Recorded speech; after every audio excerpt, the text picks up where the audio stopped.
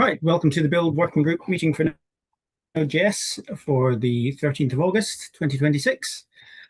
First up, are there any announcements from anyone? Nope. Okay, so let's start working through the issues and pull requests that we have. So the first one is CBN revalidation and firewall holes for the release team. I think this is one that I put in place. We've got a number of, for the release team, we let them access to the web server, node www. There's a load of firewall holes that have been put in place over time from people's personal IP addresses and so on, and I don't think we ever tidied those otherwise. So I think we should probably kick off a process to try and clean that up and reduce the number of firewall holes we have in that system. Any objections, or should we just kind of start getting on with that? Which specific system is that? Which this is www. This is where the release builds go, the staging. Okay. The main web. Releases need access to it so they can actually run the promotion script using the wrap. So as far as I'm aware, most releases don't have permanent IP addresses. So the reason there are so many is that every time someone tries it, they have a different IP address, and we've tended Dynamic to IP and remove the old ones. So I don't have any real objections to even just wiping them and adding them again on a as needed basis when releases next to builds. But there's the what is it called? Is it Spectrum? There's a thing we have in Cloudflare where there's a jump host that you can go through as well. So yeah, it's jump called host should work and should be Cloudflare Zero Trust. Yeah. So that should work, and I think quite a few people have done that for releases. But we have also been adding people through the firewall in case they couldn't get it to work for whatever reason.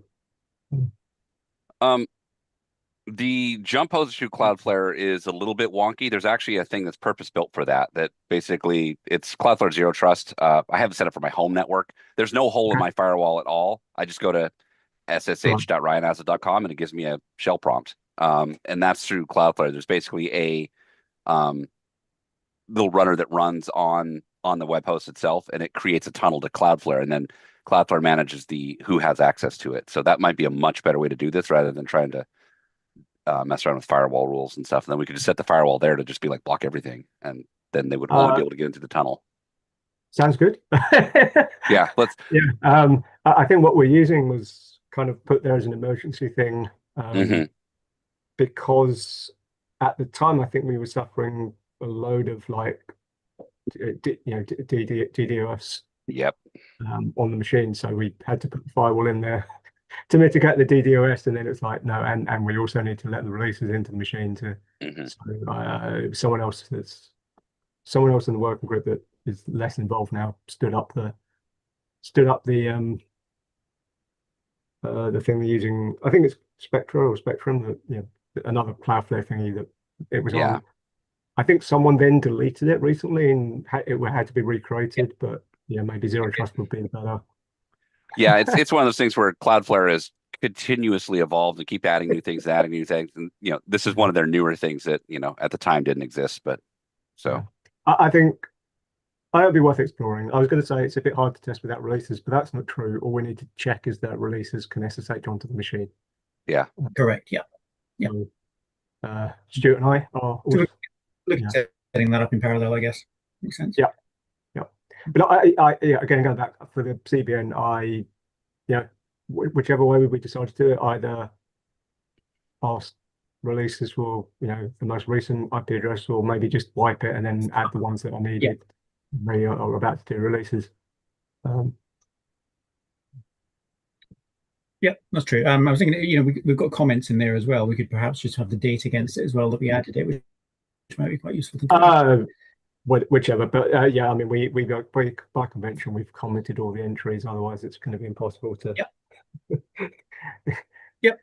And that includes like all of the, all of the release machines that need to upload to the staging server and the Cloudflare IP as well. So yeah. Okay. Anything else on that? Nope. Okay, I will create an issue to have a look at Cloudflare Zero Trust as a potential option as well. Yeah, and that might not solve the we'll still have to have a firewall, still have to have some holes poked for, static machines that are part of the infra, but this will solve the humans needing access issue going forward. Exactly, which is the main issue that we have there. That's fine. Okay. Next on the list, OSU OSL decommissioning Power 8. How are we doing with that? I think we're kind of there, aren't we, Richard? Unless... So the Power, again, background, OSU told us after the event that they replaced all of our Power 8 hardware VMs with Power 9 ones. And we had to scramble to check that how can we continue to check that builds that we say run on Power 8 will still run on Power 8. So the immediate problem was addressed mainly by moving some of the stuff to IBM Cloud instead of LSU. We have so there's a tidy up thing that we now have some things that were supposed to be Power 8 VMs but are actually Power 9 VMs, which kind of means we're over provisioned on Power 9. But maybe what I'll do is see if we can move them to check. I need to check if OSU has Power 10 VMs in there, and maybe move those Power 9s that we're not currently using to Power 10, because otherwise we're going to have way too many Power 9 machines, which is overkill. So yeah, the immediate oh, we've moved everything, but now we are not testing what you think you're testing on. That's been resolved in that we are testing on what we think we are testing on. And this is mainly now optimizing the use of the capacity at OSU. And yeah, that's something I'll look at when I have some time. Okay. Yeah, it seems reasonable. Anything else on that? Just as an aside, we don't have to worry about it right this moment, but I also noticed that there's an end of service announcement on IBM Cloud for Power 9 of December 2027. So yeah, with managing VMs and Power architectures is going to be an interesting thing to try and keep on top of. So we're fine for at least another year.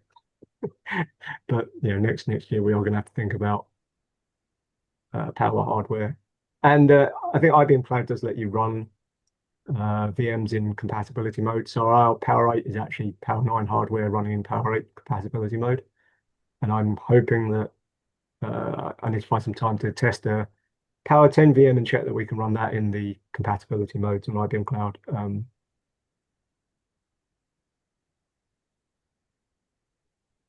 Was that end of next year, you said, Richard? Yeah, December 2027. It's one of those annoying things. It's probably a bit too far in the future to really open issues to track, because we probably won't do anything for a while. But we also kind of want to not lose sight of it and panic at the end of next year. Yeah, no, absolutely. That's fair.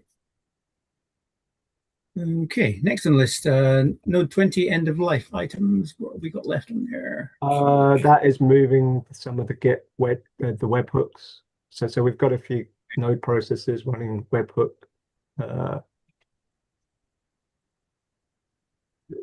They're webhooks on the machines so that when people push things to Git repositories and things get redeployed. So it's the things that the GitHub bot and unofficial builds, maybe. And those I think are still running Node 20. So again, it's just someone finding the time to go and update those, the playbooks to install Node 22 or 24 instead of 20, and then redeploy the webhooks. Yep. It's okay. Outstanding tidying up kind of Node 20's end of life. Yeah, kind of things. Sounds good. Yep. Yeah, so this one, so I put this on here just to let everyone know. So it looks like there's a feature for creating groups in Cloudflare where you can give the group a set of roles. And it looked like there's already like an administrators group that as mentioned at the bottom there, that some people are in. So this was slightly confused because kind of have to work out what the difference is between Node.js web admins and Node.js web infra. There's a discussion of this issue. Someone else wanted, someone in the web infra team wanted access, and there was a little bit of like, what access do they actually need versus what are we going to get? So in the end, what I've done is I've created another group in Cloudflare called Node.js Web Infra, and that has read-only administrator read-only access. So I have invited the person that wanted access and added them to the new group. So they only have, in theory, the administrator read-only permission. Annoyingly, Cloudflare's UI only seems to allow you to assign groups after they're in Cloudflare. So you kind of have to invite them first with like a minimal set of permissions and then assign the group once they've got an entry in the Cloudflare UI. So you can't add someone into the group unless they're already in the org, which is just, yeah, it's just another step. So yeah, it's just for awareness, there's this Node.js Web Infra group that we could be adding the people that are in the Web Infra GitHub team into if they need the access to Cloudflare, and that's read-only. I was wondering whether we should rename the administrators group to like Node.js Web Admins if that's what it was intended for, or create another one. I had a bunch of details on why I did that on the other issue where I was adding people to groups to that, and I was like kind of going back and forth on whether it should be just everyone that's got administrator access, or whether it's the boundary between the web admin group and the build working group, or whether it's the boundary between who's got what permissions. And I think I landed on this group. Everyone in this group has this set of permissions, and make the permissions clear, as opposed to the, Okay. So I don't know if it's web admins, because I think we should be in there too, or if that implies that we shouldn't be, I'm not sure. It's yeah, I mean, I guess this might be, this is a good reason for this to be on the discussion. One of the things you can do was one of the models you could adopt is that the groups are named after the teams, and then notionally, if you're in a particular GitHub team, you would be in that group, and then everyone in that group would have the same permissions. Which might mean that different groups might have overlapping permissions or the same permissions in the case of, say, Web Infra and like us. But maybe that will be easier then to figure out such and such has this permission because they are in this group, rather than they're in this group to get this permission and then we figure out like who what should they have, or why they have this, because while you might be able to say, oh yeah, Richard's there because he's in the build working group, but trying to work out like how many people do we get to before it then becomes a lot harder to figure out who has what permissions. Well, and for the time being, it had been pretty much only the web team that was doing stuff with Cloudflare. So and it sounds like they want to do a bit more stuff, which was there was a bunch of issues that were open, including this one, to get read-only access, and then they wanted some one of the apps connected through to a GitHub repo. So I'm only seeing that going to become more, but not in terms of a huge explosion, but rather than decreasing over time, I imagine there'll be more people added over time rather than decreasing. So and also I think if it is going to be the reason these people have the reason that certain people have access is because they are in certain GitHub teams, then maybe, at least to me, I'm wondering if the groups match the team names, it will be easier to say, like, we add people with minimal permissions and then they inherit the permissions they actually need from the groups they belong to, where those groups are the GitHub. I mean, it would be I've been tie directly the groups to actual GitHub and not have to. Yeah, I have been wishing for that feature for so long. Just add them to the GitHub group. Oh, it gives them Cloudflare permissions. That is, but they do not have that OIDC link up yet. So I haven't gone back. So there's a few people in there that only have like read-only permissions, but they were assigned to them directly and not because they were in a group. So again, Right. it would almost feel that maybe we'll go back at some point and add them to whichever group makes most sense, but then take their individual permissions back down to like a minimal set, so that the only permissions they've got are through the groups they're in, and then we can manage it that way. Is there a web infra and a web admins team in GitHub? Is that Yes. okay? Okay. So, So- and the so web this- admins are the ones that have the keys to the kingdom that can do all the I believe high so, security things. Yeah. So the ones that have the administrator permission already, or in the administrator group that I guess you created before, they're the ones in the web admins group. But this issue is saying that the web admins should have like the administrator permissions, and the web infra should only have read access. That was the gist of what they were saying in this issue. So yeah, there are two groups, and for those of us who are less involved in what they're doing, it is slightly confusing. But that's where it seems they're at. All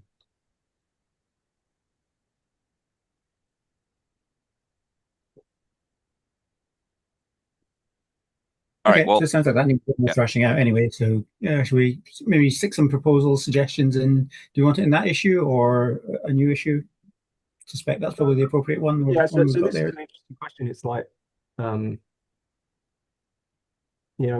we could document this somewhere, but I don't know if it's going to go beyond just us, if other people have access to the Cloudflare.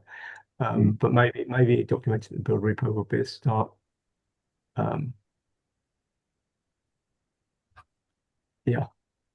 But yeah, Okay. I concur that we should name them after the GitHub groups then. If that's the question, I think, okay, yes, let's do that. Yeah, okay. Because I think my original was just like, we got to name it something. So yeah, no, Yeah. it's fine. Yeah. It's just trying to work out what we've done and what needed to be done, and then how we would manage it in the future. And I swear I documented documented this somewhere, but maybe it was just a Slack message. Yeah, no, I want to be quite conservative about who is given full admin access to all of this. So this was like, when someone asks for access, it's kind of, well, what do you actually need? And at least in this, in the case that Kate was recently, it was trying to check with other people that they actually needed all the access that they were asking for. And in the end, it was actually, they did. Talk down into having just read-only access rather than read-write access. But it's confusing if you're not following their day-to-day activities to figure out who is doing what. So yeah. Okay.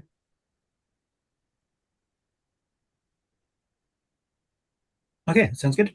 Right, Node.js/Node. I don't think I've seen this one. Show CI results on PR. I haven't had time to review this. Okay. They want Jenkins to be making API calls to GitHub, which I'm a little bit hesitant about. So the upshot is that the reason this has come about is we have restricted the access for the public Jenkins test CI to certain groups, including the collaborators in the Node.js org. So it used to be anyone with a GitHub ID could view our public Jenkins, and that has now been restricted so that collaborators and then a few other groups like the platform teams have have visibility of the but it does mean that people submitting PRs can't see the Jenkins runs, and they can't see if the Jenkins runs have failed the output of the runs to see why they've failed. So this, I think, is trying to do some GitHub workflow that copies things into, I think is this a webhook workflow where it requires someone to send data into it, and then the idea is it would update PRs. Yeah, it's a repository dispatch workflow. So in order for a repository dispatch to work, someone, which the ask is the Jenkins builds, fires off a repository dispatch request. Now, we currently do not have, to my knowledge, the ability to do this because we kind of tried to make, tried to limit what the Jenkins jobs could actually do in terms of writing back out to GitHub. So at the moment, the Jenkins results are posted back as GitHub statuses, but those are done via the GitHub bot that we run. So there's like layers in between where I think the GitHub bot itself has an allow list of IP addresses that it will accept requests from, which happen to be the Jenkins workspace machines.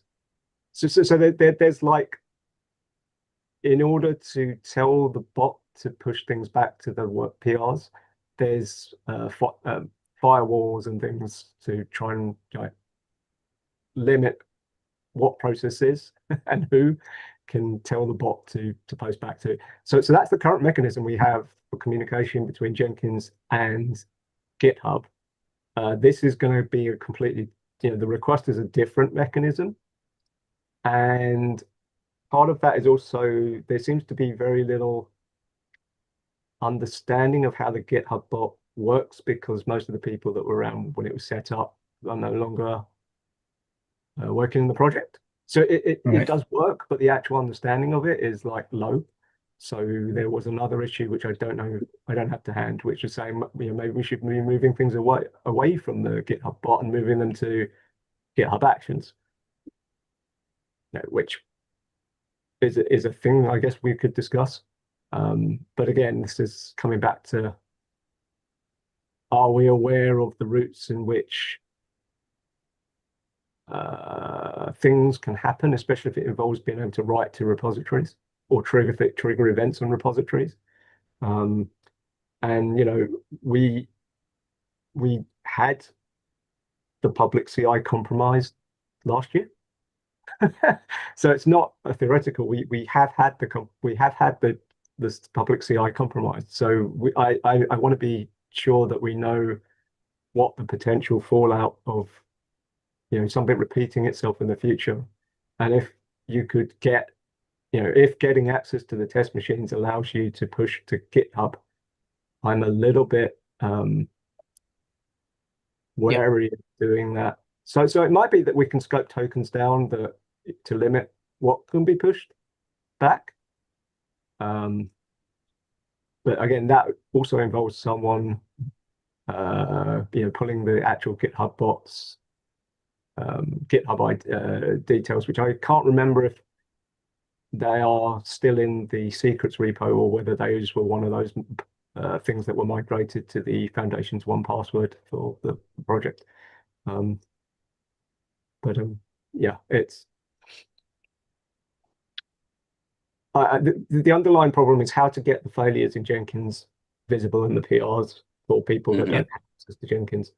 And then it's like this PR was opened to add the workflow, but in order for that workflow to work, something needs to trigger the actual dispatch event. And I'm a little bit wary that we let all of the test runners do it. So I think it might need a bit more thought about what we're willing to open up on the build side. So do we believe that the GitHub bot, the way it reports the status back at the moment, couldn't pull that information, or is it just that we don't know how to do it? I think it could. It would require someone to look at it. Okay. Because I can't remember if the GitHub bot even looks at Jenkins or it relies on the jobs posting and having the data in the payload to the bot, and the bot then just relays the payload to the PRs. Well, okay. I think instead of relaying to the PRs, it relays it to the commit hashes. So I think GitHub statuses are posted to commits rather than the PR itself, and then they show up as in the PR because the PR reads the statuses from the current head of the branch. Okay. So yeah, I think this one just needs a little bit more thought as to, maybe it is that this should be done by the GitHub bot rather than the workflow. But there is another issue that I can't remember where it is, somewhere that's talking about whether some of the things that the bot is doing at the moment should be done on actions. But yeah, I mean that does require some thinking as to whether we're happy with the change in threat modeling. Yeah. Because I mean, regarding the threat modeling, like I do think that the token scoping is effective. Like I think it reduces the blast radius a lot. If something compromises our CI, the only thing they could do is post messages back to the issues. That's about it. There's no code changing or anything like that. We can scope it down to the only thing it can do is maybe provide false information. But so it's not terrible, and we don't need it on the runners itself. So if people submit untrusted code and it gets executed and it compromises a runner, that's not doing it. Only the CI machine itself is, the actual Jenkins machine. So it feels pretty small to me. Like we should be able to do that. I mean, I would rather not there be another token to rotate if we could set this all up with OIDC, but that's a whole nother issue of. And the other thing, just as I remember it, is I think we've got at least 2 different GitHub IDs that build uses, because one of them has access to the private repo. So this won't need access to the private repo because we don't want the private repo stuff being pushed to the public CI. But yeah, there are at least 2 GitHub IDs that build own, and one of them is also used by the GitHub bot. So it's like I'm a little bit. The fact that we started reusing the same account for multiple purposes is a little bit, but yeah, maybe like I said, if you can scope the tokens accordingly. But I don't even know. So the token that's in Jenkins for the GitHub bot account, which is used to pull the code down. When you run the build and it does the git checkout, it runs as I think it runs as a GitHub bot. It might be the other user, I can't remember which one, but it's got credentials in Jenkins, but then those are obviously I don't think Jenkins allows you to easily read out the credentials once they're in there. It does. Okay. You can. Yeah. I mean, it used to be pretty hard, but now you just tell Claude to go write me a Groovy script to pull them out, and it does very easily. All right. So I was going to say, I don't know exactly what the current thing in Jenkins is configured scoped to, but then maybe it just requires one of us to fly a Claude at it. Yeah. I think we can figure that out. I mean, it sounds like there's kind of multiple layers. Like one was, it would be nice if we could surface that information publicly because it's basically public information. And then the other thing I don't know is maybe there's an actual proper Jenkins plugin we could be using for this. Yeah, I mean, I hope so. Yeah, but then the number of projects that are using Jenkins and GitHub Actions in conjunction with each other, hopefully is smaller than one. But well, I think my other worry with Jenkins plugins is how well maintained they are, and do you start using a Jenkins plugin and then find it's up for adoption or abandoned, and then so.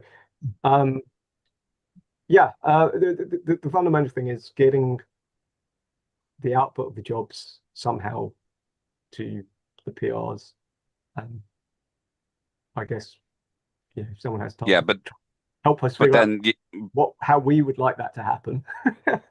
And it does bring up how do we integrate Jenkins with GitHub now as it is, and it's the GitHub bot, and what's the GitHub bot doing, and can we look at the whole integration itself and come up with something better than a hodgepodge of this is connected this way and this is connected that way and this is connected that, So because one of the at least understand it, right? One of the issues that does come up from time to time is if there are outages at GitHub, the occasional blips or network, whatever have you, if the bot is told to relay something to GitHub and GitHub can't do that at that point in time because of an outage, we lose that. We don't have any retry mechanism. So sometimes the actual statuses and the PRs goes out of sync with the actual Jenkins results. because the Jenkins build ran, told the GitHub bot to post the status back, and then the GitHub bot just got an error back from from GitHub, and then that request is lost. So Right.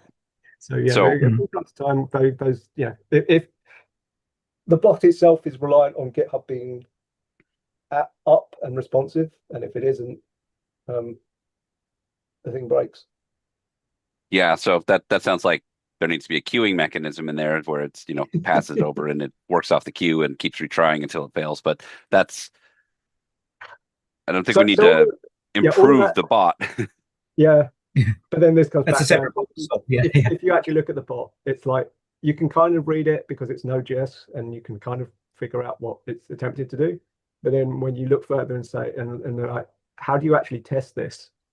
And there's something in the README about how to test this, but I've never been able to get that environment set up to actually be able, because it all relies on hooks and things. So yeah, it's a little bit of it's there, it's running, it doesn't really get touched much these days. Okay, so it sounds like there's quite a lot of things that potentially need to be discussed, and so I guess we won't have any conclusion on whether to accept that PR at the moment. Is that fair? I don't know. I mean, that PR is just sitting there because it won't work unless someone is triggering the repository workflow. So we have to do something regardless of what the we would solution have is. to do something, and it's not clear to me that where we would be doing it, on which machines, and with what token. Okay. Is anybody going to take the charge on that? I guess the issue is that we need to kind of understand exactly what we've got and what the other potential options are, right? Yeah. I guess what I'm saying is who's going to go and do the understanding part? Yeah. Oh God, who can put that at the top of the priority list? Well, it might be me. So I've only just been added to the GitHub bot team. That's okay. Looks after this. And there's another issue somewhere that talks about how do we actually clean up the membership of the GitHub team for this, but that's separate from the actual. That's separate from the secrets that we've got for this to actually deploy the machine. So there are secrets to actually deploy the server that the GitHub bot is running on, and that's one of the things that the other issue about the Node post Node 20 things where the machine we're running the bot on is running Node 20 and should be updated. So yeah, that might be part of. I think I'm fairly familiar with how the server is actually set up and running. It's more a question of like the actual what it's doing. Yeah. Yeah.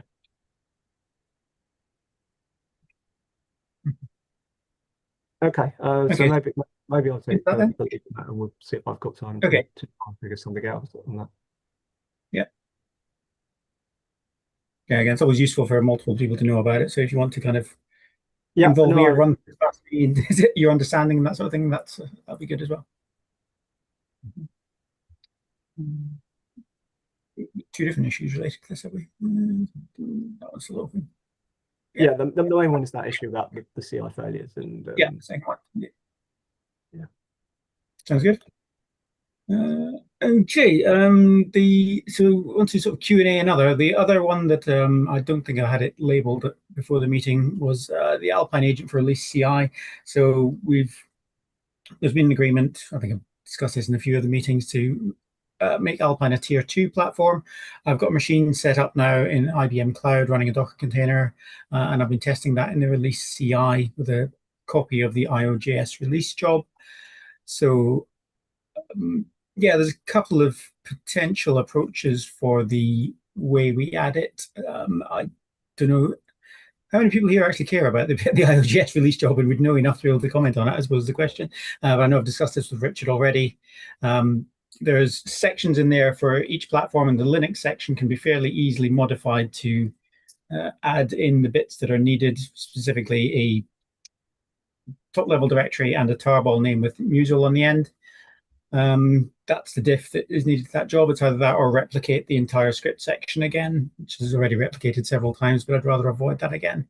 I've tested this today with this diff, and it seems to work okay. So that's the that's what I want to actually do to the IOGS release job. Hopefully that will be it. I guess the only question, if everyone's happy with that, would be whether that is an appropriate tag. I think we normally call it Linux x64 release for the build jobs. I'm suggesting Alpine x64 release. It could be Muso x64 release. We call it, I think we call it Rel 8 x64 release. Yes, okay, yep, you're right. So I think Alpine x64 release would be fine. Yeah. You could put the Alpine version in there, but then if you really have to keep updating it, there's more chance of that changing, which is why I probably prefer not to do that. Yeah. So I could put Alpine 3 or something in there, I suppose. Yeah, no, I guess Alpine x64 will do as a starting point, Okay. and we could revisit that later on. We can always change it later, exactly. Yeah, I think I'm in favour of modifying the existing one rather than duplicating the whole lot again. Okay. Yeah. I think that was what Antoine said as well, so I can't see why anyone would really want to have the whole duplicated. And since it seems to be relatively simple and works like that, I think that's an appropriate way to go. Go on. Yeah, I think the thing with this is there's probably scope to tidy a lot of this stuff up. Yeah. So you can see at the bottom of your little snippet, there's a thing about Pi1 Docker. Yes, which doesn't exist anymore, I don't think. That doesn't exist anymore. So yeah, there are things to do to streamline some of this stuff in iJet, but I think like everything, it's kind of like it kind of works. So people are very reluctant to. It's not that it should be safe to make some changes, but there is also the this is the production job that breaking it would be bad. So yeah, you got to take care when you change it. I think, like I said to you earlier in the week, it might be quite useful to look at whether we can do this with Jenkins pipelines as well as an alternative. Yeah. But it would definitely be nice to have some of these under source control as well, one way or another. But that's obviously separately from trying to get Alpine enabled. No, I agree. It probably would be nice to have some of this under version control. Another issue to cover, putting under either just have the scripts under Jenkins under version control or modifying the pipeline, just some sort of overhaul of this, which is getting a little bit funny. I think the other thing that I noticed was that there's an AIX61 section in there as well. I don't think we do anything on AIX61 anymore, so we don't. That probably needs to disappear. We would just need to double check that we aren't going through it, even though we aren't doing anything. Yeah, sure.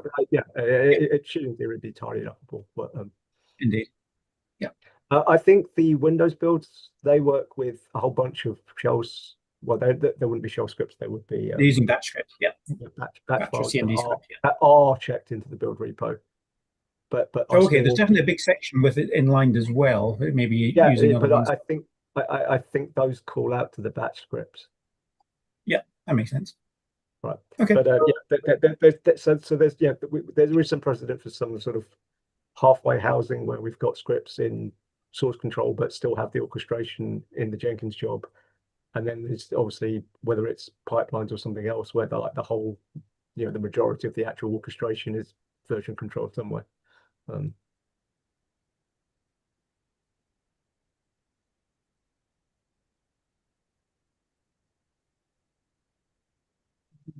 Okay, anything else on the Alpine thing? It would be my intention to try and get that enabled in the IOGS release job, if not by the end of the week, at the start of next week. And I guess it'll take effect on the nightly builds anyway, won't it? Because we run those every day, I think. Yeah. So we'll see what's all in there. But like I said, I've tested on a copy of the job and it seems okay. So I'm confident this won't cause any problems, and then that will allow us to have Alpine, at least on x64, as a formal release platform instead of just as an unofficial build. I made some comments about versions, but I think I'm probably being convinced that we could do this on all Node versions currently supported. Yes, that's a good point. Yeah. But we will need to update the expected assets. Otherwise, the next time a releaser tries to promote something, they'll get a big so you put that in the checkbox. That's great. Yeah. Thanks. Well remembered. So, I guess the only thing would be to try and also make sure that we're not interrupting the middle of a release when we do it. Yeah, sure. Do you know if there's any scheduled in the next week or so? Not that I'm aware of, but some of the say Node 26 releases get done very quickly. So Yeah, Sure. it's fine. It should be manageable. And the release team, know from the discussions I had in Slack yesterday that this is likely to come up very soon. So yeah, I'll try and keep on top of whoever is actually doing the next release that shows up and make sure it goes through smoothly. I guess it should be right. So I'm just trying to think off the top of my head. The variation thing is the same thing that we're using in unofficial builds to rename the packages. I'm not 100% sure, I'll be honest. I'm just thinking whether we need to update the the indexer. But if the indexer is already working for unofficial builds and unofficial builds use the same mechanism to name the packages, then we're probably okay for the official ones. Yeah, now if you go into recipes and then not ARM64, another image is a great deal. well, either of the user ones. If you look at run variation equals musel. Yeah, okay, so it's consistent with that. Yeah, so that's right. So if the unofficial build is using variation to rename them, then I'm guessing it's renaming it in a format that dist indexer has already been updated to index. Right. Yep. So it should be okay from that point of view then for the official builds. Oh, we'll I guess find out.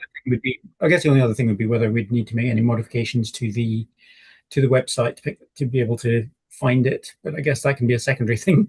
That would be completely outside of us. That would have to be a PR to the website and get talk to the website people.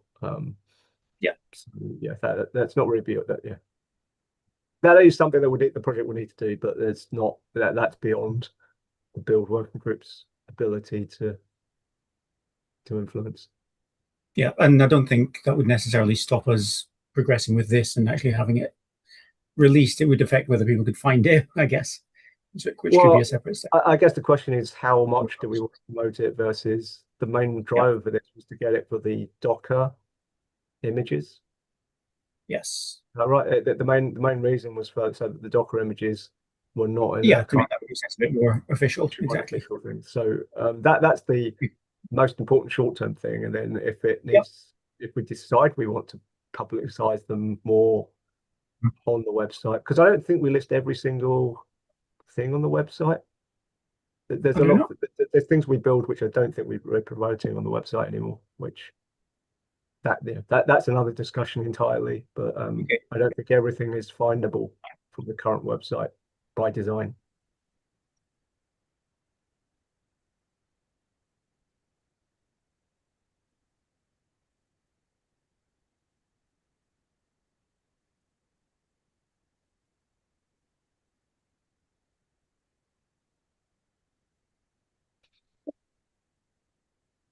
Okay. Anything else you want to discuss? Again, for the Alpine one, it probably doesn't have to be us, but I don't know if you also need to talk to someone like Jordan for NVM about whether that might need anything.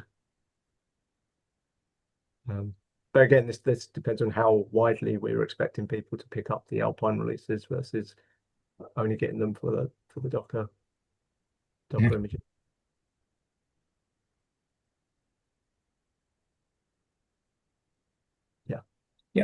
I don't think I've ever tried running NVM and Alpine, so that's a reasonable shout.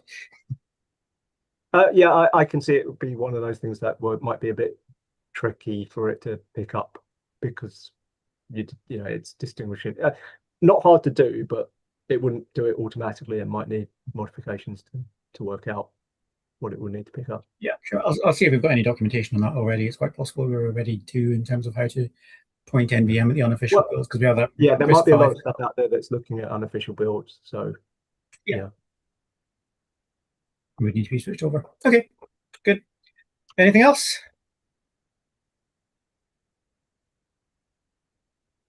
Going once, going twice. Excellent. 55 minutes. We've used up the whole hour and got a 5-minute break between any other meetings. Thank you very much, everyone. Perfect. Cheers. Bye. Bye.